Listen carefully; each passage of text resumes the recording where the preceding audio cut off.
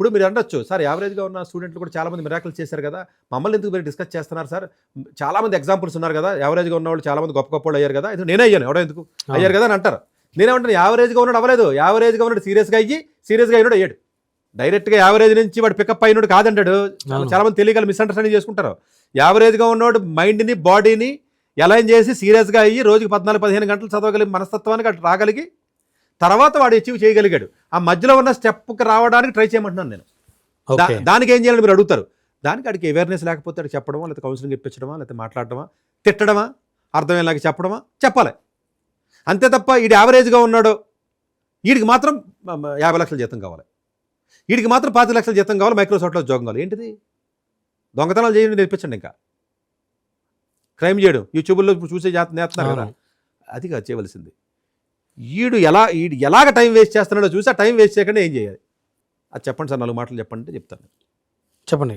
అది అంటే ఈ టైం వేస్ట్ చేయకుండా చేసే స్టూడెంట్స్ ఎవరైతే ఉంటారో మోస్ట్లీ ఏంటంటేనంటే ఎప్పుడు అండి వీళ్ళు ఇంట్లో ఉన్న అట్మాస్ఫియరు గ్యాడ్జెట్స్కి అలవాటు పడటం ఒకటి, లేదు అనుకున్నట్లయితే ఆ పేరెంట్స్ సరిగ్గా వీడిని మానిటర్ చేయకపోవడం, 2 టీచర్ ఏదన్నా మాస్టర్ పాఠం చెప్పినప్పుడు క్లాస్లో ఆ పాఠం వీడికి అర్థం కాదు, వీడికి అర్థం కాదన్న విషయం వీడు ఎవరికైనా చెప్పినా టీచర్ వినకపోవచ్చు, టీచర్ సరిగ్గా చెప్పలేకపోవచ్చు. తల్లిదండ్రులు నన్ను పట్టుకుని అమ్మ నీకు ఎక్కడ అర్థం కాలేదు, ఎక్కడ ఇబ్బంది పడతాను. 10th క్లాస్లోకి వచ్చిన పట్టుకోవడం ఏంటి, 6వ తరగతి 7వ తరగతి పట్టుకోవాలి కదా నువ్వు, పట్టుకుని ఎక్కడ ఇబ్బంది అయింది. టీచర్ని అరేంజ్ చేయాల్సిన బాధ్యత ఎవరిదే? పేరెంట్దే కదా. ఇంట్లో టీవీ పెట్టి నువ్వు టీవీ చూడొద్దంటే ఎట్లాగా, స్వీట్ పెట్టి తినొద్దంటే ఎట్లాగా, మానే నువ్వు పెద్ద 4000 స్క్వేర్ ఫీట్లు ఎందుకుంటావు, నువ్వు 1000 స్క్వేర్ ఫీట్లో ఉండు, పక్కనే ఉంటాడు, అడుగు రూమ్ ఇచ్చాడు, ల్యాప్టాప్ ఇచ్చాడు, గదిచ్చి నీ డబ్బు పొగరంతా కోకపేటలో చూపిస్తే ఎట్లాగా, ఈ ఫైనాన్షియల్ నానక్రామగూడలో చూపిస్తే ఎట్లాగా, నోరు మూసుకుని 500 స్క్వేర్ ఫీట్లో ఉంటారా, ఉంటే పక్కనే ఉంటాడు కదా అడిగి ల్యాప్టాప్ ఇచ్చి రూమ్ ఇచ్చి బెడ్రూమ్ ఇచ్చి లోపలికి వెళ్ళి చదువు అని చెప్పి ఆన్లైన్ ఇవ్వడం ఎందుకు? ఇవన్నీ తప్పుడు పనులు ఏవైతే ఉంటాయో జనరల్గానో స్టూడెంట్ ఎక్కడ ఇబ్బంది పడుతున్నాడు ఐడెంటిఫై చేయవలసిన బాధ్యత పేరెంట్ది. అవును.